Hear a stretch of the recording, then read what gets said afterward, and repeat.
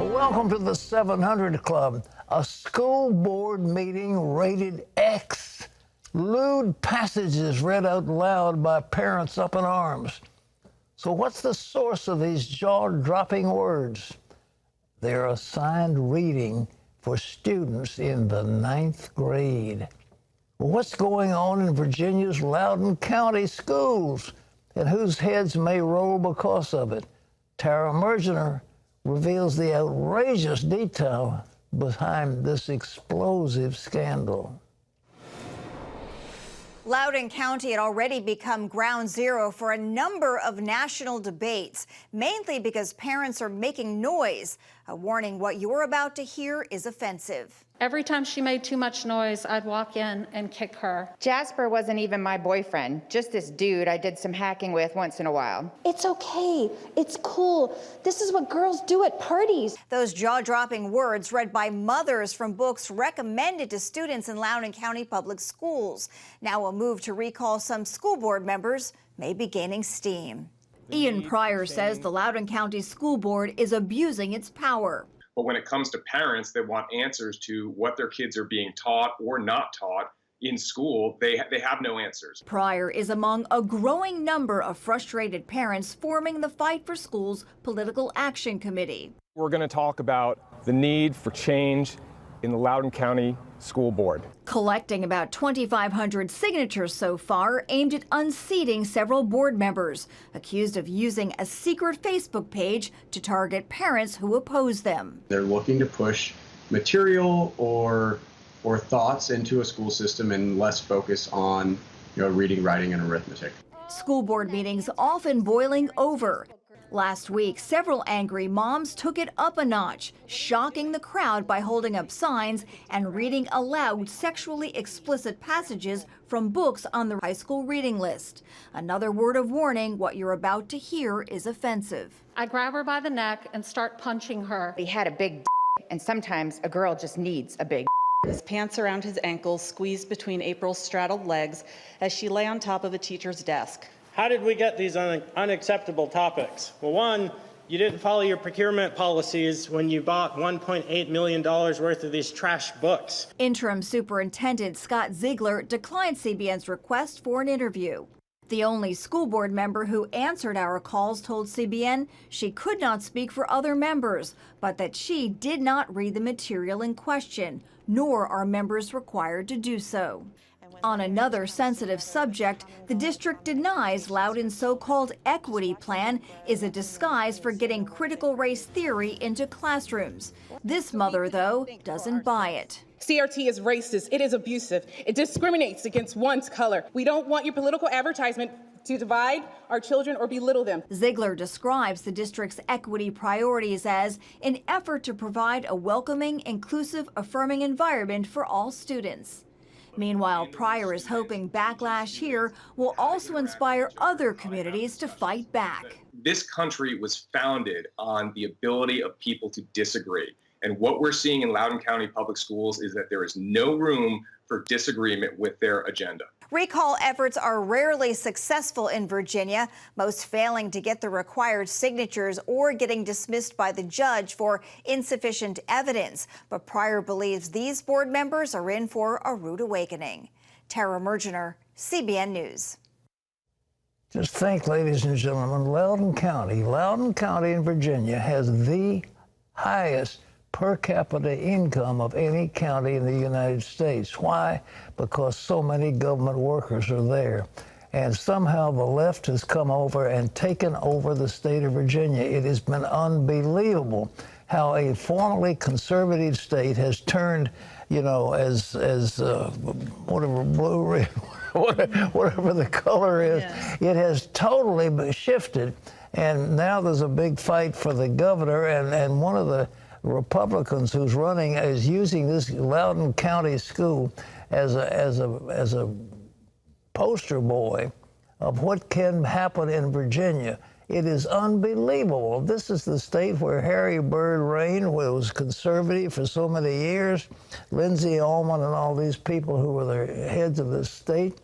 And in a short period of time, a small group, because of Washington has so many liberals in the District of Columbia, and they moved into Loudoun County, and they've got so much money, and they have done some horrible things. But maybe this is a bellwether, and people are looking to Virginia because if this state flips back the way it used to be, then it'll be a wake-up call, if you will, for the rest of the nation. But Loudoun County, can you imagine on the edge of Washington, D.C. and Northern Virginia doing this horrible and assigning pornographic literature for children to read in the 9th grade. And calling it education. Oh, it's astounding. And then, of course, they're trying to put in the critical race theory as well. And it's just the beginning of what's being done. But I remember the statement I read years and years ago where one educator said, so what if Johnny can't read? We've got him till he gets to be 16 years old. So the whole idea was to indoctrinate children and to move him into a leftward course. And if they can't read and write and spell, it's just tough luck. And now that they've got a whole new math program they want to put in the schools, and our children will be so far behind the other nations of the earth unless we do something about it. But Loudoun County, keep your eyes on Virginia this next election. Well, in other news, rotating judges, mandatory retirement, and adding more justices to the Supreme Court all are part of President Biden's commission to, quote, study the high court. But is any of this constitutional? John Jessup has that. Thanks, Pat. President Biden's Commission on Reforming the Supreme Court met for the first time Wednesday. One big question on their plate, should the number of justices be expanded beyond the current 9 seats? CBN's George Thomas has this look at the proceedings and conservative reaction. America has had 9 justices on the Supreme Court since 1869. But now that conservatives hold a 6-3 majority on the High Court, some Democratic lawmakers and liberal groups say it's out of balance and needs to be fixed. The court's illegitimate far-right majority, installed through hyper-partisan political schemes, will put even settled precedents on our rights at risk. Liberal groups like Demand Justice among those pushing a Democratic bill to so-called pack the court. President Biden is not a fan of packing the court, but he announced the commission to study expanding and altering the Supreme Court. On Wednesday, 36 members of the commission met for the first time virtually. I will support and defend the Constitution of the United States. And I will support and defend the Constitution of the United States.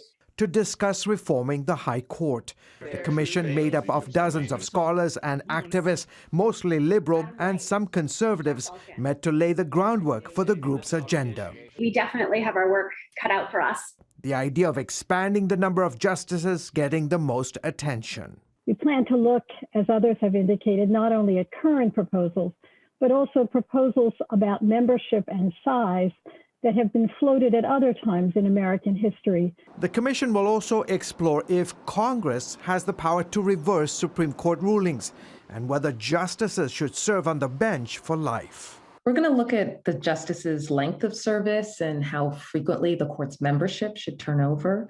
And this is going to include proposals for term limits and mandatory retirement. Conservatives have blasted Biden's proposal to overhaul the High Court.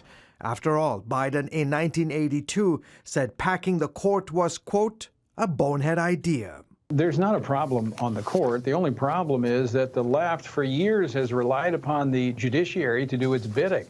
Senator Lindsey Graham telling CBN's Abigail Robertson that all that changed when President Trump put 3 conservative judges on the bench, tilting it in their favor. And the goal of the liberal left is to stack it with liberals to undercut the conservative majority that all of us have worked so hard to obtain through the right process. The group will hold several more meetings over the next 6 months before giving the president their analysis. George Thomas, CBN News. Thanks, George. Pat, this issue sparking heated debate. Back in history, in the 1930s, President Roosevelt, Franklin Delano Roosevelt, put forth a very aggressive agenda to bring America out of the Depression. And it was a rather interesting proposal, but he wanted to have a National Recovery Administration. He wanted all these various other rules and agencies.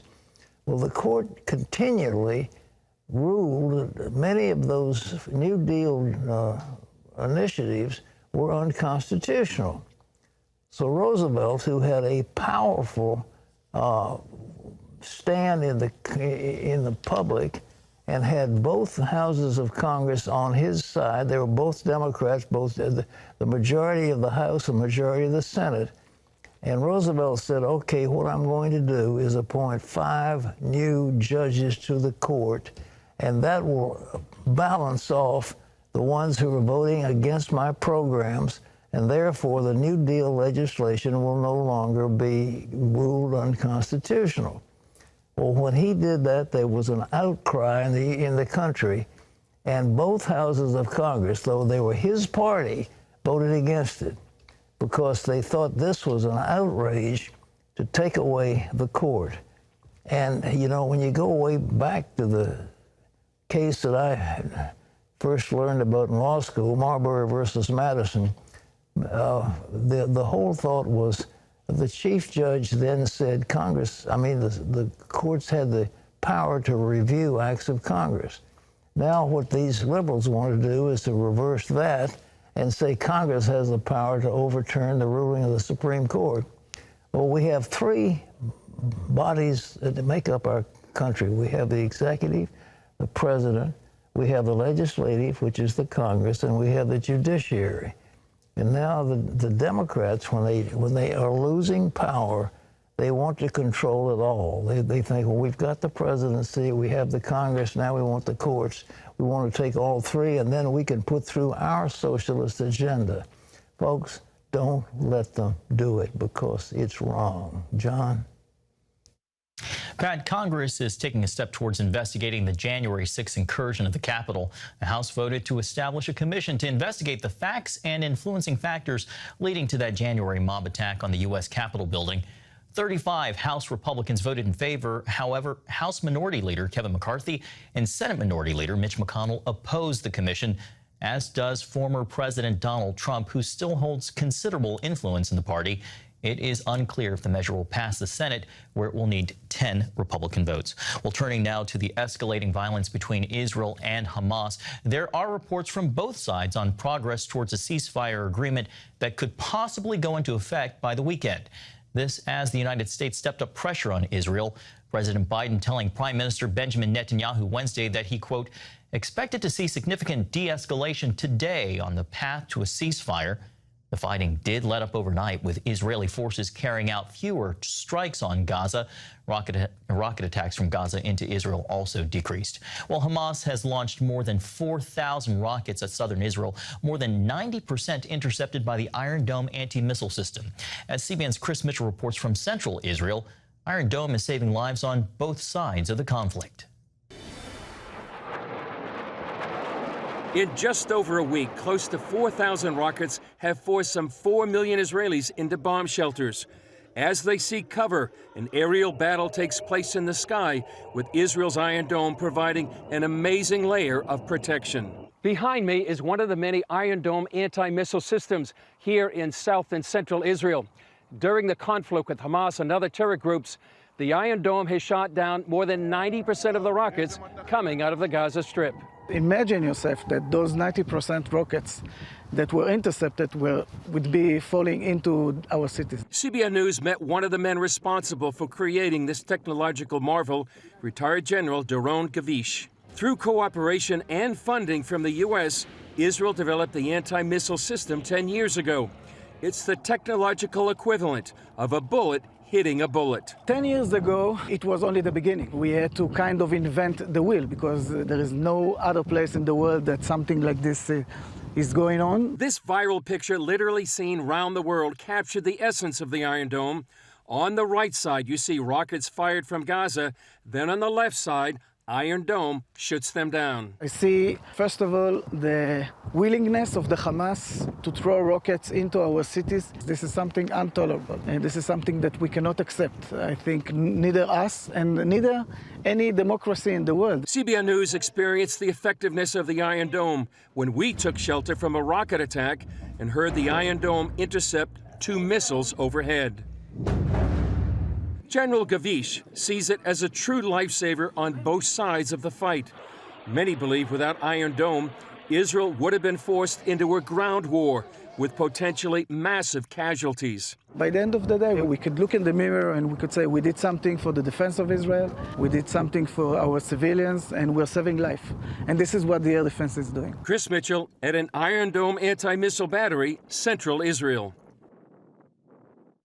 Thanks, Chris. Pat, back to you.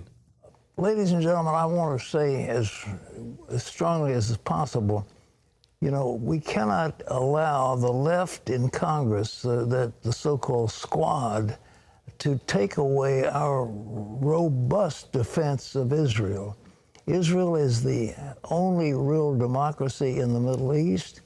They are a bastion of freedom, and they're like having a forward aircraft carrier out in the midst of a troubled sea. And people are crying out for the fact, well, they must de-escalate. They've got to stop this. Well, Israel has got to do something about Gaza to stop them from sending rockets. And Hamas has taken over Gaza.